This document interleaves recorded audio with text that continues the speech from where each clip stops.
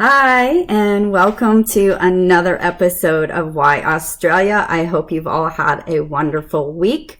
My name is Lisa Rossmeissl. I am owner of Boomerang Escapes and a certified Aussie travel specialist with Australia Tourism.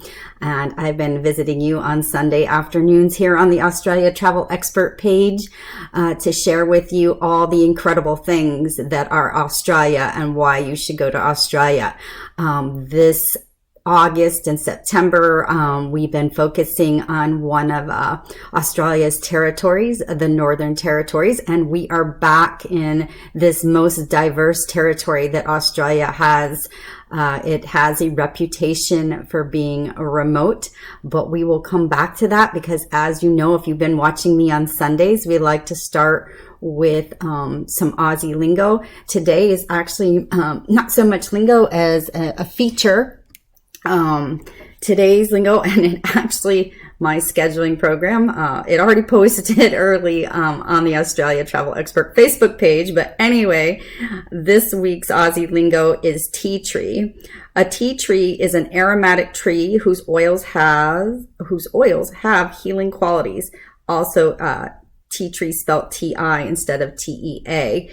And I was reading on that about the different things that the tea tree oil can do for your skin, things like eczema and stuff like that. I know currently actually in my shower, surprise, I have a Bath and Body Wash that's got the tea oil in it.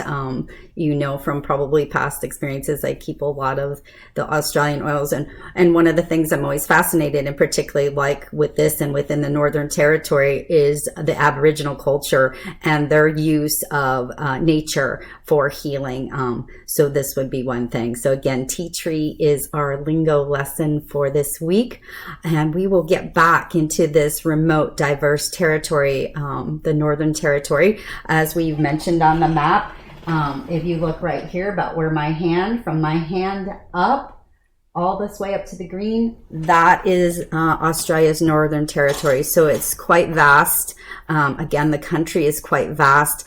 And that's part of the reason I'm sharing this stuff with you on Sundays, because it's not just like you can pop in and drive from point A to point B. While you can do some driving experiences, it's not like you can go from main city to main city. Just think about here in the U.S. and if you were going to go to New York and L.A., you're not likely to do that by car during your vacation time, especially if you're limited to something like 2 weeks, which is standard American vacation time. But if the longer you have, the best. And one of the things I also encourage is a very immersive experience.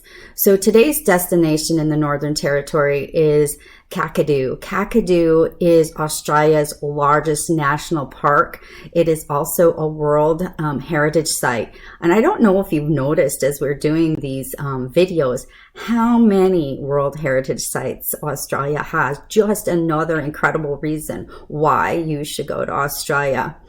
Of course, there are a variety of experiences to marvel at, such as ancient Aboriginal rock art. I believe when we did our top 10 things to do in the Northern Territory, I showed you a picture from one of my Australia coffee books with that rock art.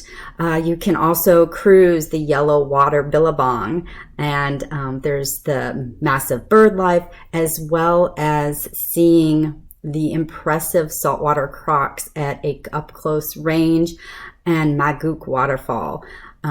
So there's just a lot of incredible landscape features. Again, incredible wildlife like the croc that we're not used to. I know, like, there's always the big thing about Australia being the place that you can die from its animals. But I have to tell you, unless I've actually been in search from something or gone specifically to see something, I have not really encountered in my many visits down there any of these dangerous creatures. So you can experience this area from a wide range of something from a small group tour all the way to self-driving options. Of course, with self-driving, you're going to want to make sure you check in at one of the points, have all your stuff and make sure you know that there's also, different types of cruises on some of the waterways that can be done as well. So that's where I play a role in this, what I do, and especially being certified with the tourist board now for 10 years plus, that I can help you fit the right pieces together, fit the right travel style for you, your group, your family, whoever may be going on this trip, into your time frame and budget. And that's where the travel expert comes into play. And it really is all about custom designing these experiences for you. So when would you be looking? The Kakadu National Park is open year-round, but that is not to say that you necessarily would want to plan a trip here any time of the month. I would recommend that if you're looking to do this upper end, top end part of the Northern Territory and visit Kakadu, that you do it during dry season. Dry season is from May to October, so it is from their fall, winter, spring down there. And it's good for us because May and October, and I tell you, October actually is one of my most favorite months to visit this destination. It really affords you a lot of opportunities in most of the states and territories. So it's good price-wise because it's considered shoulder season. And I don't know if we've discussed it on here, but you can occasionally find over on Boomerang Escapes some of our best travel tips. So one of that would be going during shoulder season. So part of the reason for May to October, like I said, dry season, but this is also when most of the roads are open. So if you're considering doing one of the self-drive experiences, also more access to the things you want to see, and it's also a safer time to swim. We just mentioned those saltwater crocs. So while the rangers do keep an eye on them, there's always still caution needs to be taken into consideration.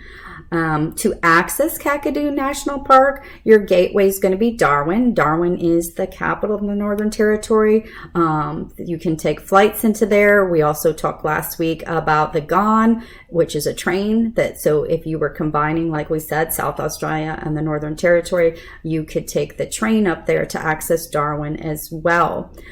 As far as what to include in your suitcase, you're going to want to dress in light, breathable clothing for this region because in the park, it can be hot day or night and humid, sticky. So you want to have that. You also want to remember to have your sunscreen, maybe some sort of hat, head protection, as well as carrying a recyclable water bottle. We don't want to be leaving any plastics in the destination, and you want to make sure you're staying hydrated. As we mentioned before, that while a good portion of the Northern Territory is desert, which is also hot, that this northern top end part of the Northern Territory is more of a rainforest environment. So that's why it's that hot, sticky day and night. Again, you can go out for several days. I would recommend it. It is a destination that is not only desired internationally. This is also a destination that Australians themselves choose to try and visit. So next time you're thinking about a destination, why not Australia? Why not give me a call? Very easy. Any questions you might have on Kakadu, use that comment section below. I will be checking back to get in touch with any of you that might have a question, or you can always use the private messenger feature, or again, email me at lisa@boomerangescapes.com. So until next Sunday, this is Lisa Rossmeissl, owner of Boomerang Escapes, and your certified Aussie travel expert. Take care and have a great week.